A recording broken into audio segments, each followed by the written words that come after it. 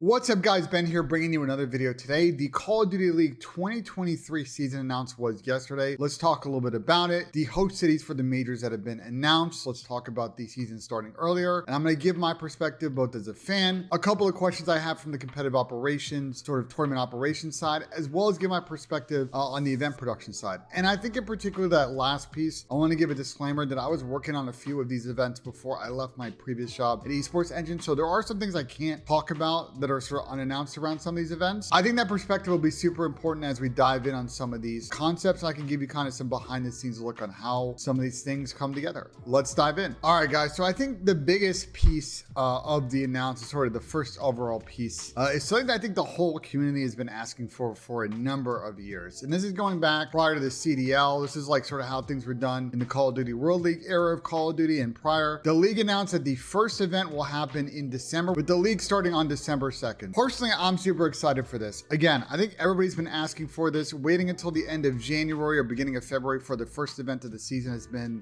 way too long. It's like 2 or 3 months of teams grinding the game with no real like stakes. I want to kind of show you guys on calendar sort of how big of a change this is for the teams. Here's a calendar view for the rest of the year in 2022. The game itself, Modern Warfare 2, will come out on October 28th, so that last Friday in October. Let's assume for this exercise, it takes about a week for the map pool and the V1 rule set to come together. Sometimes it takes a little bit longer, but I think this year, and I'll kind of demonstrate why I think that's gonna have to come together a little bit quicker. So you're probably looking at Monday the 7th of November, the first Monday in November, as the earliest teams have kind of a V1 rule set to hop in. So essentially, if you're a team and your first matches are looking like the 2nd of December, you basically have 3.5 weeks of practice before your first real competitive gameplay. In prior years, you've had essentially 3 months of practice, right? November, December, and then into late January. So that's a huge change. You're losing a lot of practice days, and teams really can't waste any of these days. Also keep in mind, for those that are outside of America, you see here that November 24th is in blue. That is Thanksgiving Day in America. So for many teams, they're not gonna be able to practice on Thursdays, or maybe the day or two on the other side of that if people are traveling. So it's gonna be an interesting practice situation for teams, but one that we've had in the past, right? If you consider how years like Black Ops 4, World War II worked, in some of those years, pro teams had to play online tournaments called 2Ks and 5Ks as seeding before the first events, which would happen usually in the second or third week of December. So this is actually about in line with what teams have had to deal with in past years, but that was about 4 or 5 years ago. So a little bit of adjustment for some of the newer players, but I think this should again contribute to some interesting results in the first event and really be a premium on teams that get ahead early in the year. That being said though, my biggest question for the stuff on December 2nd and sort of 2 weeks before the LAN on December 15th is, what are these qualifiers going to be, right? Are these league matches or is this some kind of tournament format? Big question I have for the league on that front, and hopefully we get some news in the next couple of weeks on what that looks like. All right, guys, the next piece of the announcement here is in regards to Major 1, which will be happening December 15th to 18th in Raleigh, North Carolina. So a lot to unpack here. First off, that first event will be a Pro-Am format. So I'm curious, again, what that means. Like, are we looking at the Pro-Am format from last year from Pro-Am Classic, or just a little bit more similar to what we've seen with a CWL style event? I think the biggest line of difference there is both events had a group stage, but in Pro-Am Classic, you had a single elimination bracket once teams got out of groups. At sort of past CWL, Call of Duty World League style events, you had a double elimination bracket that those groups fed into. So I'm curious which way they go. Personally, for me, I would like to see the double elimination bracket. I think the next big piece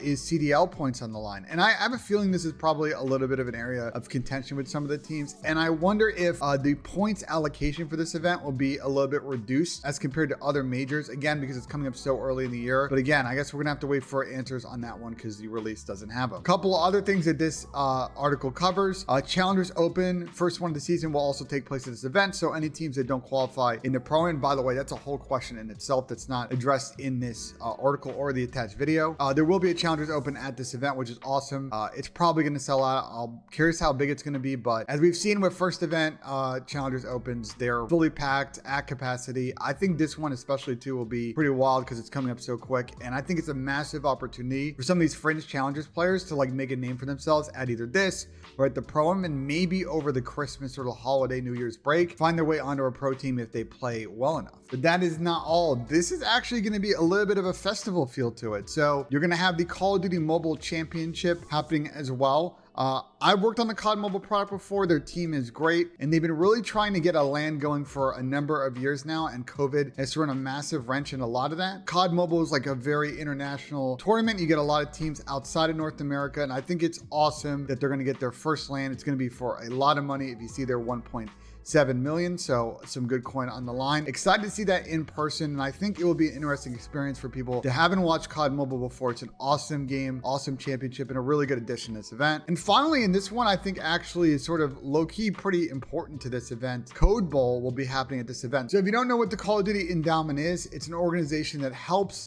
get veterans, once they get out of service, into employment, which if you ever talk to military families or veterans themselves, it's one of the hardest parts when adjusting to civilian life is getting back in the flow and getting a job. So this is an organization that does a really good job. The Code Bowl is a huge sort of fundraiser for them every single year. They do it, and it's a very influencer driven event. You bring in military esports teams, you pair them usually with big influencers. They've done it in the past in a studio environment, but it's never been done in front of a large crowd. So I think this is a really cool idea. I think potentially an awesome long-term partnership between the CDL and Code, because to me it kind of suffices two things. One is for Code, it gets a lot more exposure for these events, which is normally just sort of, again, done studio on Twitch. They're using a lot of influencers, so server space, but you don't really get that kind of really cool crowd sort of show match feel. I think you get that now. And for CDL, one, you're going to get people in the venue right. For example, Fort Bragg, which is one of the largest military bases in the US, is about an hour away from Raleigh, so I wouldn't be surprised if we see a big presence from Fort Bragg at this event. And second, I think especially for CDL, is you're going to get these large influencers here at this event. They're going to be doing sort of a combo Code and CDL thing. So a lot of eyeballs, a lot of exposure, a lot of engagement around this event. There's a really good curtain raiser opportunity for CDL. So one thing that's not covered in here is sort of where this all is going to be happening. My guess is, based on the number of things that are happening at this event, the fact that I think this would be really difficult to fit in like a traditional theater environment makes me think that this is probably in the convention center, but it is not included in the announce. But I don't know how you would do this in like a regular sort of theater or arena format. I'm also very curious, again, on the Pro-Am side, are we getting multiple stages? There's a lot of sort of kind of thinking about conceptually about how you would sort of produce this event. There's a lot of set pieces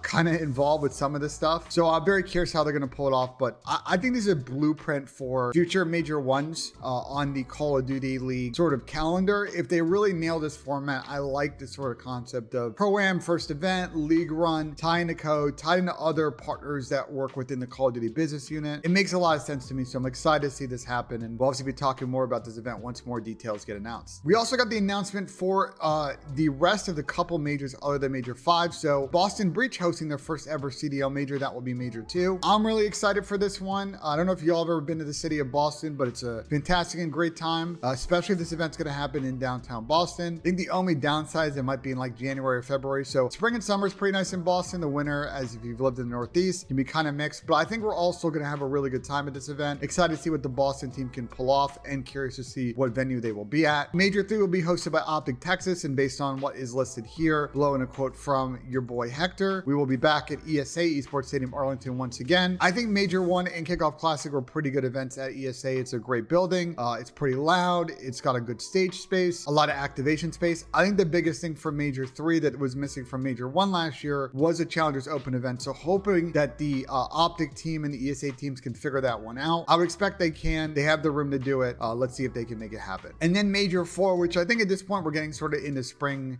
summer season, will be hosted by the New York Subliners. Based on what it says in its release, NYSL is excited to host Major 4 for the second year in Brooklyn, New York. So curious if they're going back to King's Theater. When I was there for Major 4 last season, like that building was loud, exciting. I think running it back there is great. Excited to see New York pull this one off. I'm sure they're going to figure out how to one-up their walkouts from last season as well. They always put on a good event, and I'm excited for this one as we get kind of closer towards champs qualification. Like this event's going to be massive, potentially eliminating or really jumbling the standings for who's going to make it to champs if we're running back the same format as last year. Major 5 host is not announced, but the rumors that I've heard around the space is that this one will be hosted by Toronto. Considering that Toronto also wants to host Overwatch events, I wonder if they're trying to figure out the logistics against both, and that's why they haven't announced this yet. But all the indication I've heard from sources around the league and teams is that likely this 5th host will be Toronto, which again, it was another amazing event last year. I think everyone that went to the Toronto event had a really good time, was hoping we'd run it back. So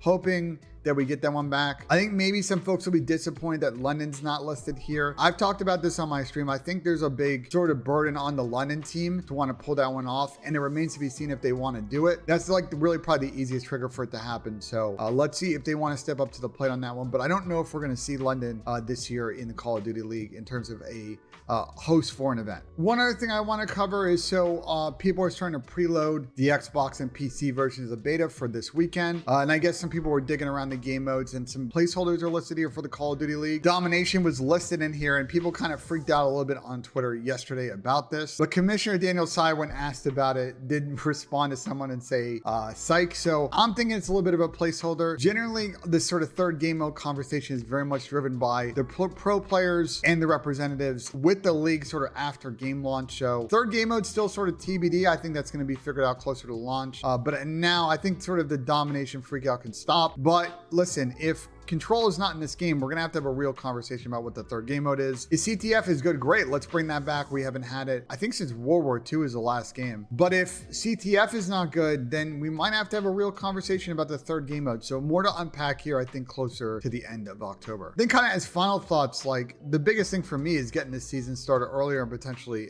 ending earlier. I think that's a huge win for the Call of Duty League, kind of getting a little bit earlier in the engagement cycle on game release. I know a lot of people have been pushing for this for a number of years. My previous employer and the president of the company, Adam Epicel, has been like beating this drum for a number of years. I know working with Daniel Tsai, who's the commissioner of the Call of Duty League, like he's been pushing hard internal since last year to really make this happen and kind of pushing through a lot of barriers to get it done. So I'm happy he was able to make it work and excited for the season to kick off so soon after the game release in October. So yeah, guys, that's it for the video. Let me know what you think of the Call of Duty announce. I know some people were hoping there'd be a Twitch or YouTube announce. It doesn't seem like that's covered now. I think if we're going to get any news about any potential new deals on that front, again, I think that's going to be closer to the end of October before we get any news on that. I think, again, there's still some outstanding questions about sort of the event format. How is Pro-Am going to work? How does qualification work for the amateur teams in all regions? What's the region spot allocation going to be like for the Pro-Am spots? A lot, I think, for the league to cover in future videos and announcements prior to game launch at the end of October. So we'll cover that news as it comes in. But let me know in the comments what you guys think of all of this and any ideas that you have you think that they should explore based on this announcement. And as always, guys, if you like this video, smash that like button and follow for more content. And as always, we'll see you on the next one.